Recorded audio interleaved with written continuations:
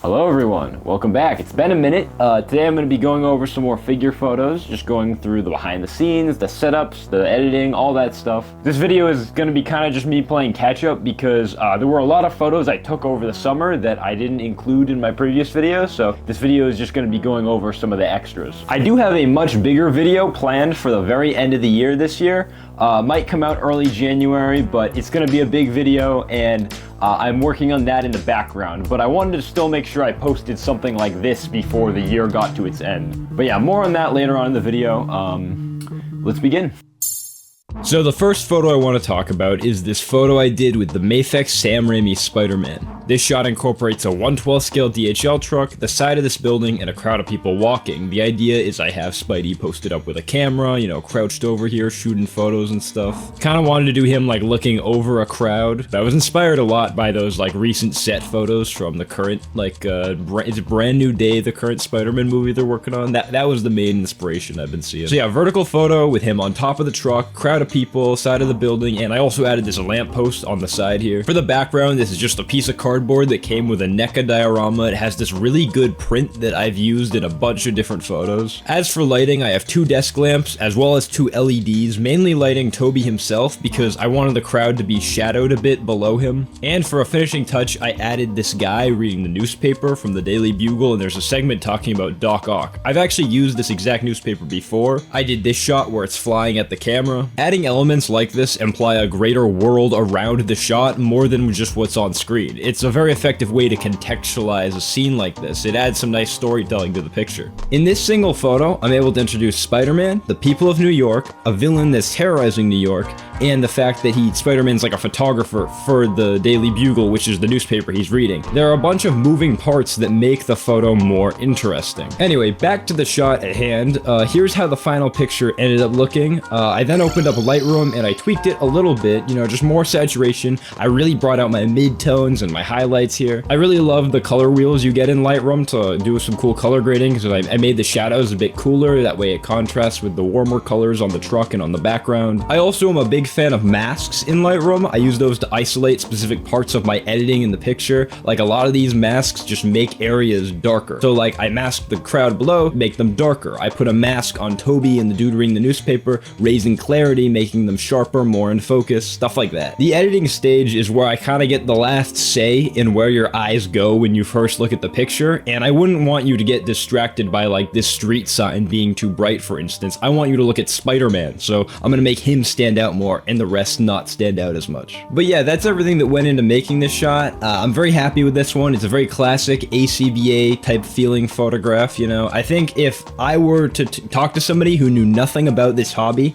and they asked to see a photo I took, I think this would be the picture that I would show to them.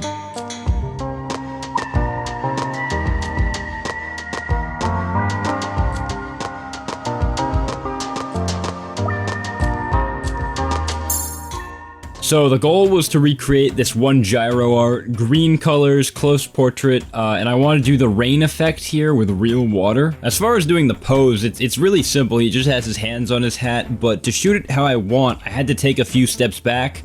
Quite literally a few steps back with my camera. We're gonna shoot this one very far away but zoomed in to make a very tight portrait. Also, balancing the ball on his hat was very annoying, but you know, we figured it out. Then to make the background, I went outside and just grabbed some leaves that I put behind the figure, and you know, that's not too bad. Very overtuned lighting setup in retrospect. I actually don't know what I was doing. I was really struggling with lighting this one. The really important thing I was trying to get right here is having the light hit the rain. I did a lot more of these like heavy rain and water shots in my previous video, so if you want to see more of these, go check that out. But one thing that's frustrating is that water gets everywhere. I should probably be making more controlled environments for these, but I'm really not. I'm just straight up spraying water all over that desk back there. I essentially just shoot at a fast-ish shutter speed, spray water from my bottle, and I click shutter. And then once I'm done compositing together like a super take with all the water I want, I send it over to Lightroom, and I edit the colors and contrast.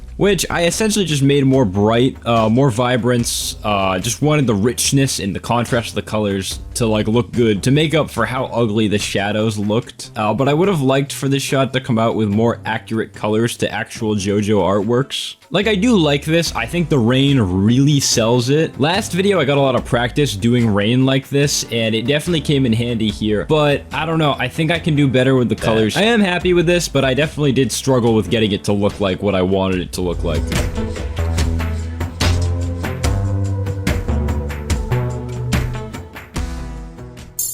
So following the end of last video, I've been in kind of a vagabond mood, so right at the start of this month, I decided I was gonna do the shot of Musashi praying. I did this photo back in 2023, but I think it's time for a new take on that picture, so I want to redo it. This figure is the TW Toys Musashi. It's a grail in my collection. I'm so glad to own this guy. He's quite hard to find nowadays. I have this rocky sand biome diorama I set up, but I felt the angle was all wrong, so I used this volume of Helsing to boost the setup up in the air. That way I could get the ground better in frame. You see, if I just turn the camera forward without raising it, you'd be able to see the bottom of my monitor and my desk, so I had to raise it up so that way it just keeps going down past, like, out of frame. Then I decorated the ground with various fish tank rocks I got at Petco and some kids' play sand for easy cleanup. For the background, I wanted a sunset, and I genuinely just grabbed my friend's picture of this duck that they took and zoomed in because I liked how the sun looked here with the line and the clouds. Here's the lighting setup. I just wanted it to look like there's harsh light coming from behind his head, casting all these shadows in the foreground of the image. That was what I was going for here. I also added these little shrubs for some variety. I decided to go with a square 1x1 image framed like this, and after I tweaked the angles a bit until I was happy with it, I took the shot. Here's how it came out. I decided it was a bit too dim, so in Lightroom I brightened up areas where there were shadows, and I raised the whites up a bit as well. I also used masks to effectively make a vignette around the image, and I also have this gradient mask on the sky to make it brighter and more yellow. For this version of the shot, I went for a very contrast-heavy desert shot, and while there is some detailing, I do think this is kind of a boring setting for the picture, especially compared to my old one had these lush greens and this waterfall. I do think the new one is the better photo,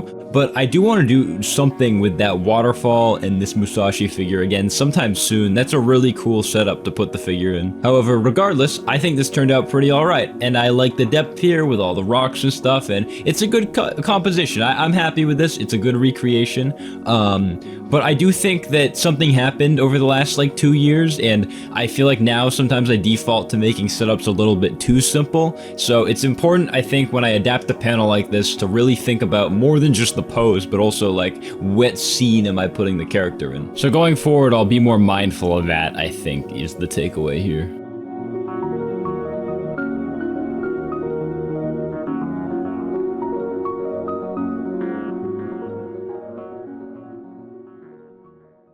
A few months back, I talked about this Revoltech Attack Titan, which I thought was a pretty cool release at the time, and now a bit deeper into the year, I got my Revoltech Armored and Female Titans in, and I gotta say, I really like photographing these figures. I've done a few shots with them, which I'll show over the course of this video, and it's always fun, it's always a fun challenge to depict the scale of them in my shots. I always try to rise to these type of occasions. It's a show about humans fighting these massive man-eating titans. If I'm gonna do photos of these figures, I want to properly depict how big they are because it's fucking cool. Like, if they're just gonna stand there and look normal sized, what's even the point? First things first, I decided to recreate that scene where Annie lifts Armin's hood off in season 1 of the show. To do this, I needed to show Annie being huge and Armin being small. And scale really is quite literally a matter of perspective. An object will appear bigger the closer it is to your camera. And with this principle in mind, I can make Armin look really small if I move him all the way back, I add some grass to cover the desk, and I put Annie really close to the camera, creating that scale that we're aiming for. It's just a bit of movie magic. One thing I was really practicing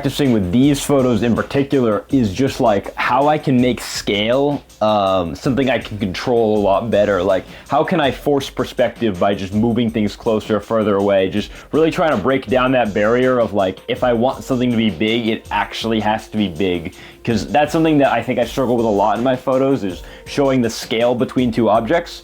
And these AOT shots were definitely like a learning opportunity for practicing that. However, this trick has its limitations. Like, I have to be careful about how these two interact with each other because, you know, if it looks wrong, it'll just ruin the illusion. You can really see these limitations where I can't recreate the exact pose from the story where she's like crouched over him because she can't look like she's behind him if she has to be closer to the camera to make her look bigger. It's just not possible. As far as having her lift the hood, thankfully this hood is from a custom cape that has a bendy wire and it's pretty easy to bend into the right position and make it look like she's peeling it back off his head. One little thing I noticed is how big the blades of grass on the rug look. It kind of throws the scale of the photo off, so I switched to using this foam grass that I have, and I think it looks a lot more convincing. I also can't use any rocks or trees or anything else here, or it will just ruin the scale. It has to be a very simple setup. The sky background is actually just a screenshot from the AOT anime, by the way. Like, every time I do an AOT shot, I always use a screenshot from the show because the sky just has a look to it. 3 LED lights, 2 desk lamps, just very basic lighting setup here. And placing Annie back in, I think this was a successful experiment. I've been racking my brain trying to figure out some way to combine the Revoltech Titans with the Figma Scouts, and I think this worked out quite nicely. I did this shot at a very low aperture. I actually combined 2 takes together in Photoshop to get the result I wanted. I did try a high aperture photo, but it just looks crusty, and I decided to go the editing route instead. And I think the soft blur on the background really sells the perspective a lot better. As far as tweaking this one, I mainly just raised the texture, clarity, brightened my shadows. You know, I wanted to bring out all the detail here. One thing that the original scene conveys really well that I'm missing in my picture is the fear in Armin's eyes as he looks up. At this point, you don't really know anything about the Titans yet, and this is the first time where a Titan shows signs of sentience, and it's like, what the fuck is happening? Armin is petrified. So to show that, I went back and I shot these portraits with my Canon using my macro lens to get a panel of Armin's eye and Annie's eye. Armin comes with the perfect shocked faceplate for this. After putting all the pieces together, this is the final product. I had a lot of fun with this one, just combining elements here. It's a mix between practical and digital stuff, using 2 different cameras, 2 different lenses. It was a very multifaceted post, but it all worked out together very nicely.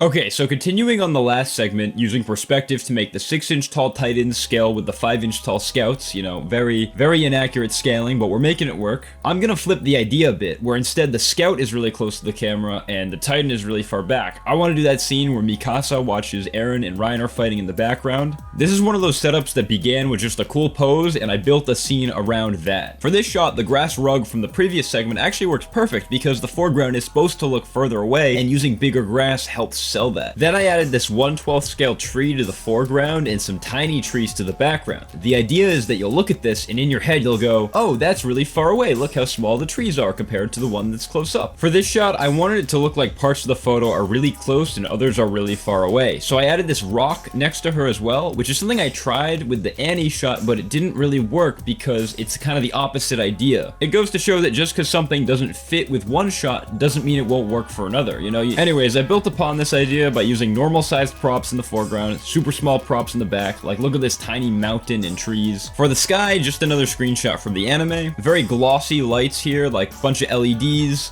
2 desk lamps, you know the drill. And despite the behind the scenes looking kind of chopped, I think in the camera it does a good job tricking your brain here. Because if Mikasa is in the foreground, the props around her should match her scale, and despite just being a few inches back, the Titans are in the background, so the props around them should be way smaller. In Lightroom, I wanted it to look super dramatic, big contrast, a lot of desaturation, so I put in the negatives. And for the post, I decided on 2 separate slides with different focuses. I could have probably focus stacked them, but I think it would have ruined the perspective, and I kind of like that you swipe the post and you see a different perspective here. I think that's a cool touch. To be honest, I prefer the shot with Mikasa in focus. I think having the human being looking up at these huge monsters sells the perspective a bit nicer, though ultimately I like how both these shots go together in the post most of all. I do think the trees look kind of odd though. I will not lie, one time someone told me that these trees I use look like Lego trees, and I can't really unsee it. Also, genuine error, you can see a tree from the screenshot in the background, and it's not supposed to look like that. That's just a straight up mistake, a complete oversight. It bothers me every time I look at this photo. But otherwise, I do enjoy how this turned out.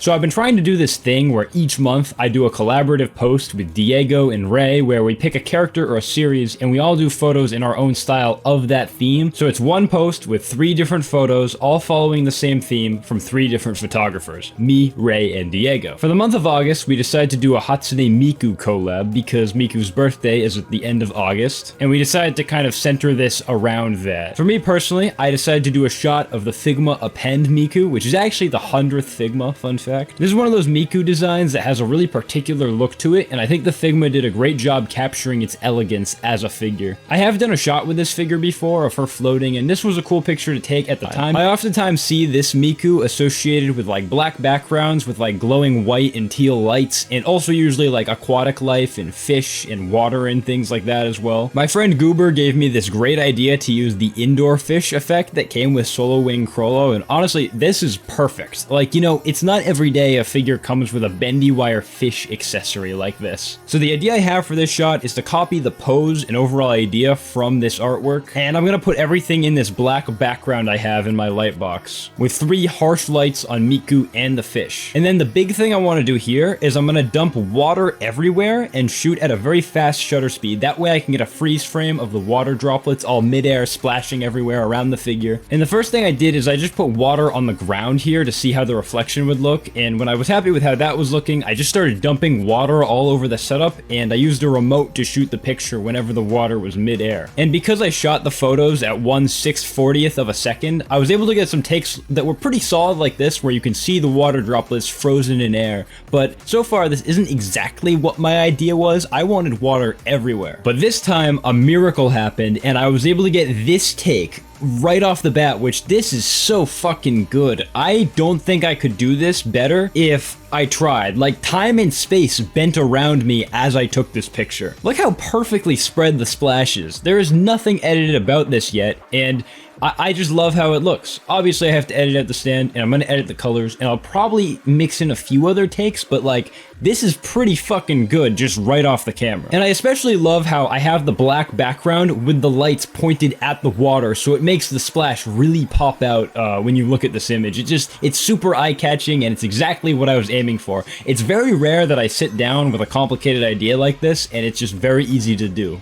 This never happens. I can't even take credit for this. Like, God did this shit. Like, it's completely lucky. I got very lucky with how the spread turned out on the camera, and it looks great. Over in Lightroom, I tried to make it a bit more rich with bringing out the blues and the pinks just a little bit. Anyways, as happy as I am with my photo, I also want to talk about Diego's and Ray's that they did for this collab as well. Remember, the theme was for Miku's birthday at the end of August, and I think Diego's is pretty much perfect for what that is, like with the birthday cake and Teto and all the props and stuff. One thing I struggle with is if I have a bunch of props, I struggle to light them all well, but this is great. He executed this perfectly. It's like, this is the ideal type of photo, especially for this collab, you know? It's perfect for the cover of the post. And I also really like Ray's as well. He did one of the racing Mikus, and he put the floating music block in the air, and this does a good job of showing like the versatility you can do. Like, there's a lot of different stuff you can do with shots like this, because Miku as a character has been in so many different aesthetics, and I think across all 3 of our photos, we did a good job showing that.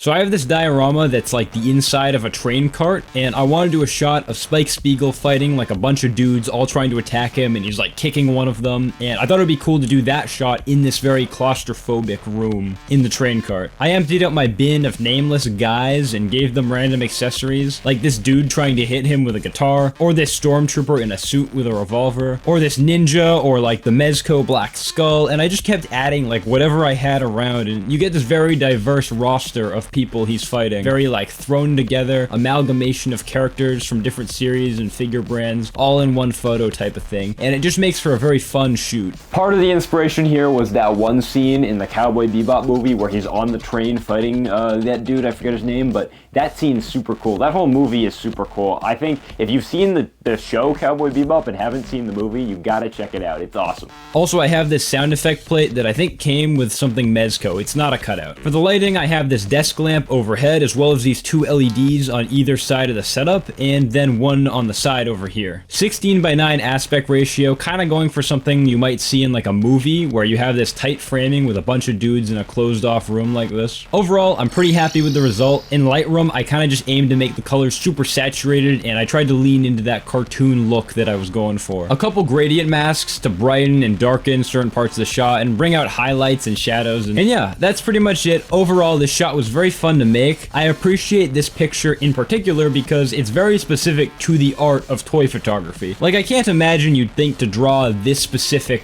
group of characters jumping Spike Spiegel. It wouldn't happen in a movie or any official story or artwork or game, unless there was a greater context to it, like maybe he's getting jumped on a train ride to like Comic-Con or something. This specific photo and all its variety and randomness came about because it's just the figures that I happen to have lying around, and I decided to use just whatever I had in the photo.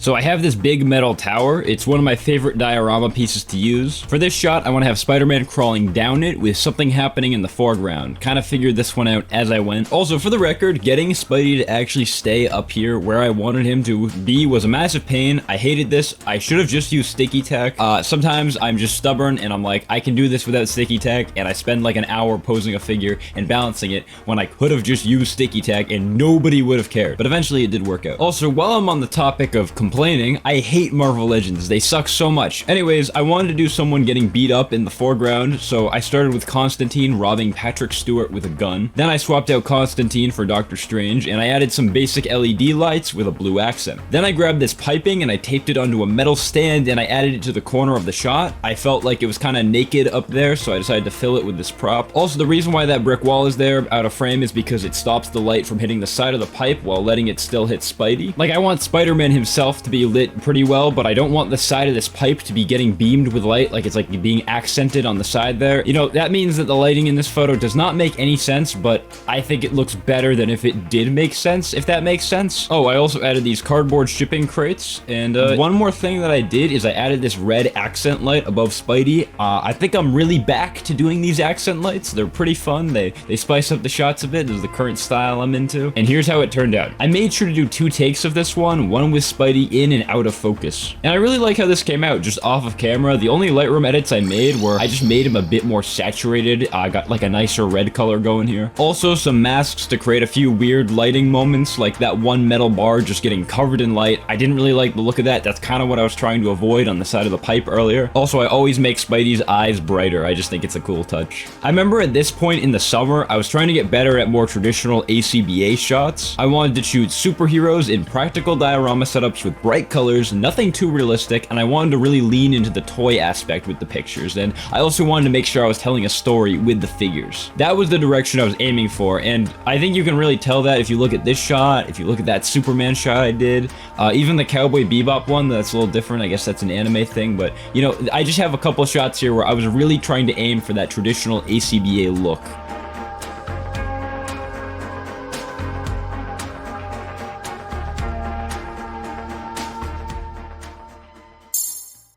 So this shot is just going to be Figma Christina from Steins Gate sipping a Dr. Pepper in an office, and another one of these shots where I just want to use a bunch of props to decorate the area. Started with a few desks and shelves and computer screens, and then I had to add the famous microwave, backing up and zooming in with my 300mm lens just to get a very cramped shot of the room here. Then for some more details, I grabbed some random cords and chargers, and I had them all hanging down around the area here. And then I carefully added some bananas inside the microwave, just like in the show. Some more food and random junk on the desk. Then for this photo, I decided I was going to have some fun with colored LEDs, so I have these 2 orange lights behind the window and on the left, as well as this blue light on the right. Then I also have these 2 white lights on the right to carefully light the subject, but I make sure they don't overpower the blue light, which I thought was important because I want my accent lights here to contrast. And then I also used this desk lamp above just to raise the general brightness of the photo because it was a bit too dark. And I think it all works together nicely to create a good moody and dim atmosphere to the shot with a good amount of color going on. Though I wanted it to be cooler and less green, so I messed with the white balance in Lightroom, as well as a bunch of other color and lighting settings to really bring out the blue and orange contrast. Those two accent lights are what really make this shot pop for me, so I wanted to make sure they looked good. And then to make Christina here stand out a bit better, I also used a couple masks on the background, just darkening it. This was a fun shot to do because I don't do enough colorful accent lights nowadays. I used to do them a lot, like when I first got my first LED lights that I could change the colors on. I used to do these all the time, but I kind of grew out of it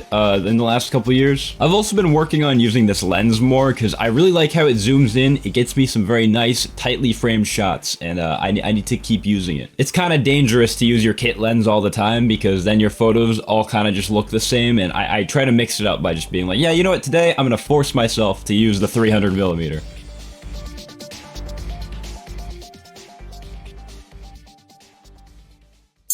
I recently picked up the 1.0 Figma Rin from Fate Stay Night. I want to do the scene where she summons Archer, so I'm going to use a bunch of props and stuff to make this like magic workshop area. It'll be a fun setup. Also, this summoning circle that came with Shigoken Gilgamesh is like the perfect accessory to do this with. To start, I have this castle wall type thing with windows, which I mean, it doesn't really make sense because in the actual scene she's in a basement, but it has a similar vibe to what I want the room to look like, so I opted to use it anyway, even if it's not very accurate. I went over to my prop drawer and I just grabbed a bunch of rare looking items, you know, some magic stuff, some flowers and jewels and all sorts of things. And I made sure to place everything on shelves and desks so it would properly fill the frame. As for lighting, I have 3 LEDs and a desk lamp to light everything in the room, pointed away from the wall because I like the walls having shadows on the environment and everything. And as for a magic type of effect, I added this red accent light on the subject here. And part of why I did that is because then I went and grabbed my smoke machine to create a cool ambience because the red light hits the smoke and makes it look like mana is like floating in the air up from the circle. And to really get the effect I wanted, I shot multiple pictures of the smoke flying up and combined them in Photoshop to get this exact look that I was going for. Over in Lightroom, I raised my contrast and saturation, and I gave the shadows a bit of a blue hue to contrast with the red tones that I'm using here in the lighting. The masks on this one essentially just changed the lighting on specific elements of the picture, like I made this coat on the table dimmer, and I made the top of the shot brighter. And overall, I'm pretty happy with the final result here. Somebody told me it looks like something you would see in an old figure magazine. You know, this Figma Rin, it's a pretty old figure, and sometimes I'll go, oh, I don't want to photograph this figure. It's old. It's chopped. You have to put the figure in the right habitat. So if I'm shooting a photo of a figure from 2011, I want the photo to match, you know? It looks like something you might see in an old Type Moon art book, which matches with the look of the figure. You know who does this really well? Diego does. Super Saiyan 63, he does this with his old Revoltech Evangelions, and he makes them work because even though those figures are chopped and old or whatever, he takes pictures that look like they're from the time when the figures are made. Figure collecting and photography have been around long enough where if I'm taking pictures of an older figure, I sort of view the flaws as just being a part of the style that figures and the media that the figures are representing had at the time. It's good to keep that in mind, like when it comes to shooting them nowadays, just to make sure, you know, you're capturing the style that they were made for.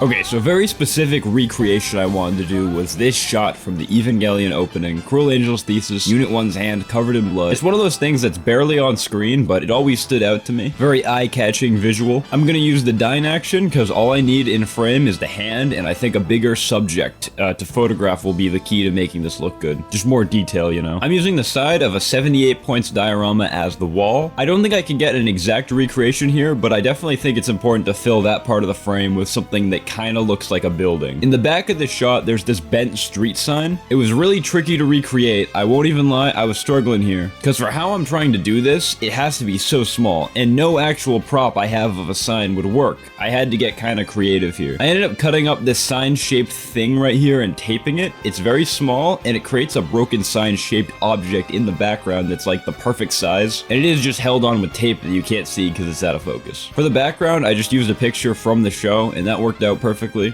The most important part of this shot is probably the blood on the hand, and I just used fake washable blood here, painted the figure's hand, you know, giving him a little manicure. One thing I spent a lot of time on here was just aligning the hand to match with the original frame. I went in more detail about doing recreations like this on my first video on this channel where I recreated the Akira poster, and I recommend checking that out for more information. It kind of just boils down to like, if the line is here on the reference image, I move the figure to match, which I can't do perfectly because it is a slightly different pose for the hand, but I think it works out well enough. You see the blood, you see the hand, you see the framing, and it reminds you of the original shot even if it's not perfect. These type of photos where I'm recreating a specific panel or frame, it's really just a matter of making it recognizable and making it a good figure photo at the same time. I think sometimes when people do recreations of stuff like this, they screw themselves up because they might recreate it more accurately, but it won't be as good of a figure photo, and you have to balance what are the minimal viable aspects of this photo that I have to retain to make it still recognizable so you know what I'm referencing, while still making it a good photo in my style. That's a really hard balance to find, and that's really the struggle of these type of things. When I shot this picture, I made the colors kind of faded on my camera, but in Lightroom, I decided to go back on that decision. A lot of contrast, a lot of saturation, a lot of clarity. I wanted it to be super eye-grabbing when you look at this photo on your Instagram feed. Also, a couple different masks here, mainly just making the background more blue. Also made some of the detailing a bit darker, like the orange bits I all made darker, the leg I made darker. And yeah, that's pretty much it. It's not a perfect recreation, but I think it's recognizable. It's a visual that shows up a couple different times in the show, but mainly in the opening. One thing I do want to do one day is I want to recreate a couple different shots from the opening and make it all one big post, and that'll be cool to do in the future, but for now, I'm happy with this.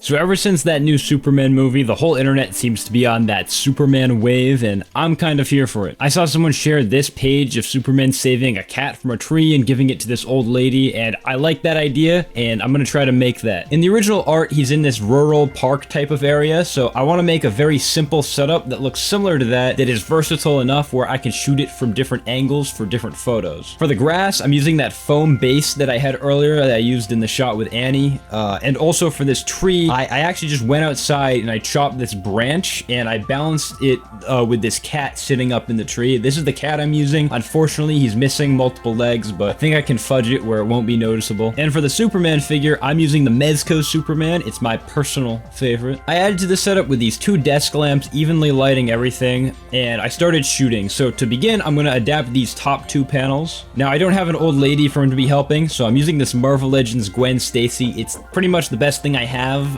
for this particular photo. I first did this shot of the cat walking in the tree, and then I did this shot with her reaching up and not being able to grab the cat. Next, I needed to do the shot of Superman flying down from above and grabbing the cat. For this, I wanted a proper background, so I'm using that NECA City background that I talked about earlier. And because the bottom of this background's print is black, I had to move the whole setup up to accommodate that. To get the shot of him flying down, I just held the figure with one hand and shot the picture by looking at what was happening on the monitor behind me. Next, for the panel of him grabbing the cat, I moved everything down, that way I could shoot at different parts of the background, and I put the headless MEZCO Superman standing on top of a school desk with the cat in his hands. Pretty much everything is going to be out of frame except for the important parts. I just did all this extra stuff to position it how I needed. Okay, so now with all four top panels done, it's time for the main big part of the shoot, with the woman walking away with her cat and Superman standing in the back all heroic. I started by setting up the scene like this, and then to detail the shot more, I added this tree with leaves and this branch hanging down. The other four shots were very zoomed in, so to contrast, I wanted this main picture to be a bit wider and show the sky, the ground, and multiple figures. As for lighting, I got a mix of desk lamps and LED lights and just a bunch of stuff to make the shot look very bright, very outside, and well lit, like the sun is beaming down on a hot summer day. And now that I have all 5 shots done, it's time to combine them. So I pretty much just took the original page that this is referencing, and I overlaid my panels on top of that, and once I had this layout that I was happy with, I took it into Lightroom, color corrected everything, made it a bit brighter,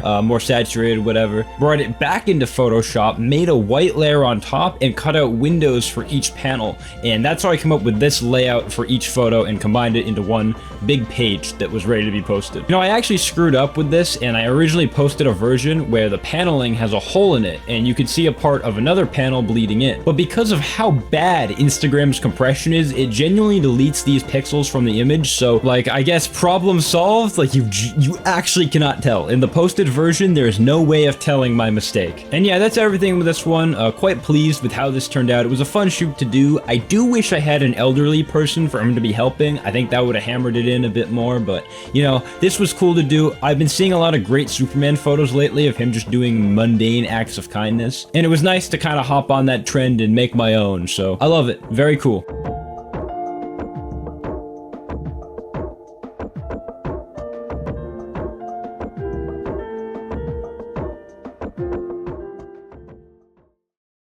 And so yeah, that's pretty much everything I got this time. This was a good time period when I was taking photos. I was really just in here every day shooting photo after photo. I think I daily posted for like 60 days or something. It was a real good grind. And then I took like a couple weeks off because of OcToyber. So for those of you who are unfamiliar, every year there's a figure photography challenge you see on social media and on Facebook and in the ACBA community, as you'd call it, where you do a daily figure photo for every day of the month of October, and each one has a theme attached to it. I'm currently recording this in December, but around a month ago, I finished my OcToyber, and I did do all 31 days, and that's going to be a very big video. I've been working on it since during the month, and I'm still working on it, still editing, script writing, recording for it. It's going to be a very big project. I hope to get it out by the end of this year, if not early next year. So subscribe and stay tuned for that. If you want to see any of the photos I talked about in this video or anywhere else, you can find them all on my Instagram. You can see my whole back catalog of the last like 5 years of photos I've been taking. But yeah, I'll see you guys there. Bye-bye.